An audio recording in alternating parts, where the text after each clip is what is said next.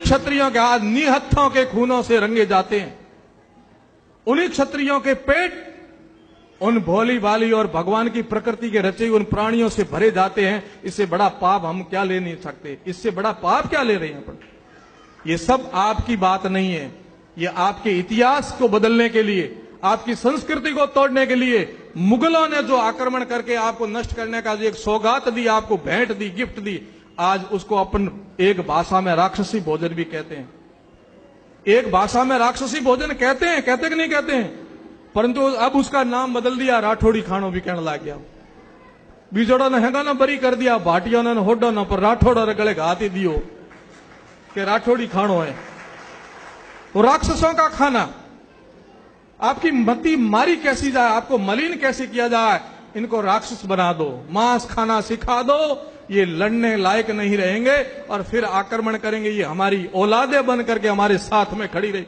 यही आप इतिहास उठा के देखोगे, यदि हिंदुस्तान टूटा है, हिंदू संस्कृति टूटी है, अबलाओं पर कोई हुआ है, जजिया कर लगा है, अकबर जोधा हुआ हो, चाहे कोई भी हो, जिस दिन राजपूत ने अपना धर्म छोड़ा उस दिन हिंदू संस्कृति टूटी और राष्ट्र धर्म नीचे गया है। और जिस राजपूत ने अपनी हिंदू संस्कृति को बचाने का प्रण रखा था वो सच्चा राजपूत रहा, उस दिन हिंदू संस्कृति बची है।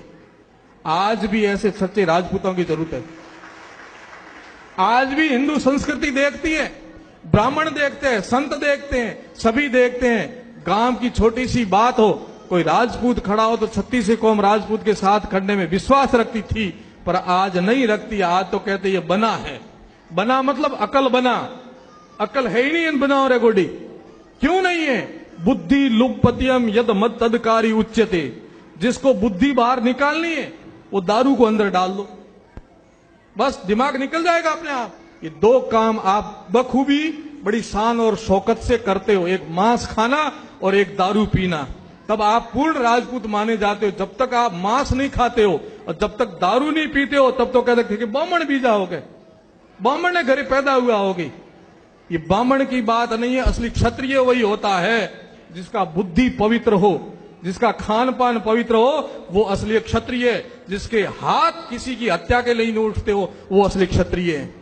आप कल्पना कीजिए, अब कहां से लाएं असली क्षत्रिय, कैसे बनाए असली क्षत्रिय, कैसे मार पड़ी आपके ऊपर। एक बात कहना चाहता हूं सज्जनों, बुरा मत मानना, आप मेरे हो मैं आपका हूं। चूंकि मैं सनातन धर्म का सन्यासी हूं, जाति बंधन में विश्वास नहीं रखता हूं कि मैं राजपूत के घर पैदा हुआ, ये मेरा प्रारब्ध था, परंतु मैं एक सन्यासी के रूप में हूं, इसलिए पूर्ण हिंदू संस्कृति की बात करूंगा। सभी समाज मेरे समाज है। समझ, आप मेरे हो मैं आपका हूं। ना किसी एरिया से बंधा हुआ हूं, ना किसी जिले से बंधा हुआ हूं, ना किसी जात से बंधा हुआ हूं। मैं सनातन धर्म का सन्यासी हूं, आप मेरे भक्त हो। मैं आपको कहना यह चाहता हूं कि आप लोग कितनी बिना मति की बात करते हो, बुरा मत मानना इस बात को। एक आदरणीय राम सिंह जी और सम्मानित मंच से भी निवेदन सुन तो रहे हैं, फिर भी उनके नाम से संबोधन करके कहना चाहता हूं। मांस 3 प्रकार से मिलता है मार्केट में, मांस 3 प्रकार से मिलता है। एक झटके का मांस, एक हलाल किया हुआ मांस और एक अपने आप मरा हुआ पशु मांस। तीनों ही मांस की श्रेणी में आते कि नहीं आते हैं? अपने आप मरता है, अथवा झटके से मारते हो, अथवा हलाल करके मारते हो। जब तक उसके अंदर प्राण है तब तक तो वो है, प्राण के बाद वो मिट्टी तीनों एक जैसी होती है। होती कि नहीं होती बोलो? कोई भी ढूंढी उठाए थे घरे लाइन पकाइन को नहीं खाओला, परंतु झटके रो कीड़ो बड़ा शान और शौकतों खाओला। फर्क क्या आप बताओ मुझे? वो भी ढूंढी वो भी ढूंढी, ढूंढी वो भी ढूंढी कहलाई जाएगी, परंतु आपने भ्रम में रख करके आपको कि वो तो झटके हो, ढूंढी कौन लावे घरे, ढूंढी तो बगी उठाए, वो भी ढूंढी वो भी ढूंढी है। और बहुत मुझे शर्म के साथ कहना पड़ता है कि हमारी राजपूतों के जिस विद्यालय में बच्चे पढ़ते हैं, राम सिंह जी, आदरणीय राम सिंह जी सम्मानित मंच, जिस पर गर्व है कि यहां राजपूतों के बच्चे पढ़ते हैं इस स्कूल के अंदर, उस मैनेजमेंट कमेटी ने एक निर्णय लिया, आपको सुनाना चाहूंगा।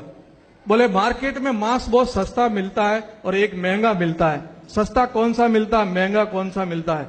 कि झटके का मांस महंगा मिलता है और हलाल किया हुआ मांस 50 रुपए सस्ता मिलता है।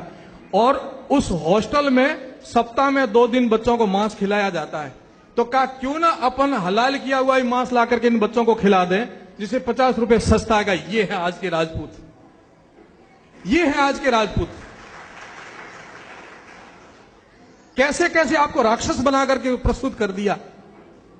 क्या आपका रूप था, क्या आपकी शान थी, क्या आपके अंदर स्वाभिमान था। घास की रोटी खाने के लिए तैयार थे, परंतु सोनों के थालों में खाने के लिए आपके बच्चे तैयार नहीं हुए थे। वही राजपूत आज छात्रावासों में पढ़ने वाले बच्चे हलाल किया हुआ मांस खाने के लिए तड़प रहे हैं। होटलों में, बड़ी बड़ी सेमिनारों में जाकर के आप जो मांस भक्षण करते हो, पता है वो किसका मांस है, कैसा मांस है? गाय का मांस है, हलाल किया हुआ मांस है। कभी आपने विचार किया है आपका धर्म किस प्रकार से नष्ट हो गया है? जिस जीवन के अंदर से धर्म निकल जाता है, सब निकल जाता है। दुनिया को देखो, समाजों को देखो, जिस समाज ने धर्म को आगे रखा वो सदा आगे बढ़ा है, और जिस समाज ने धर्म को पीछे रखा वो खड्डे में गया है। इसलिए कहा गया धर्मो रक्षति रक्षितः। जो धर्म की रक्षा करता है, धर्म उसकी रक्षा करता है। हम लोग धर्म को निकाल करके स्वार्थ को पहले रखते हैं, इसलिए हमारी बर्बादी हो रही है। हम जीवन में धर्म को महत्व नहीं समझते। न हम गायत्री से लेना देना, गायत्री तो ब्राह्मणों का काम है, जनेऊ तो ब्राह्मणों का काम है। अरे ये शुद्ध खाना पीना तो ब्राह्मणों का काम है, हम तो राजपूत है, राठौड़ी खाना खाएंगे। वही हमारी मति मारी गई, वही हम नीचे आ गए। आप इस धरातल पर जाकर के सोचो, आज दुनिया के अंदर आप ही नहीं हो मांस खाने वाले। 9 अरब की जनसंख्या इस दुनिया की, उसमें से 80% लोग मांस खाते हैं, 80% मांस खाते हैं। और ये लोग, आप तर्क दोगे महाराज आप मांस के लिए हमें कहते हो, दुनिया के 80% लोग मांस खाते हैं फिर भी मस्त रहते हैं, आगे बढ़ते हैं। उनको मैं उत्तर देना चाहता हूं। दूसरा, जो लोग कहते हैं कि जीवो जीवस्य भक्षणम, जीव जीव का भक्षण करते कोई पाप नहीं लगता, उनको मैं एक उत्तर देना चाहता हूं। मित्रों, पहला तो उदाहरण ये है कि मांस मनुष्य का भोजन है ही नहीं। कैसे नहीं है, मैं आपको एक बात कहना चाहता हूं। जितने भी प्राणी भगवान ने मांस खाने के लिए बनाए, जो भी नास्तिक रूप में तार्किक लोग, जो तर्क पर आधार पर आप बैठे सुनना चाहते हो, जितने भी प्राणी भगवान ने मांस खाने के लिए बनाए हैं, वो सबके सब प्राणी जन्म के समय आंखें बंद पैदा होते हैं।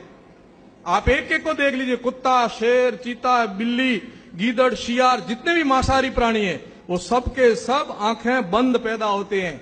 और जितने शाकाहारी प्राणी हैं, वो चाहे हाथी से लेकर के बकरी तक, घोड़ा, ऊंट, मनुष्य, सबके सब जन्म के समय आंखें खुली पैदा होते कि नहीं होते? आप बताओ, होते कि नहीं होते हैं?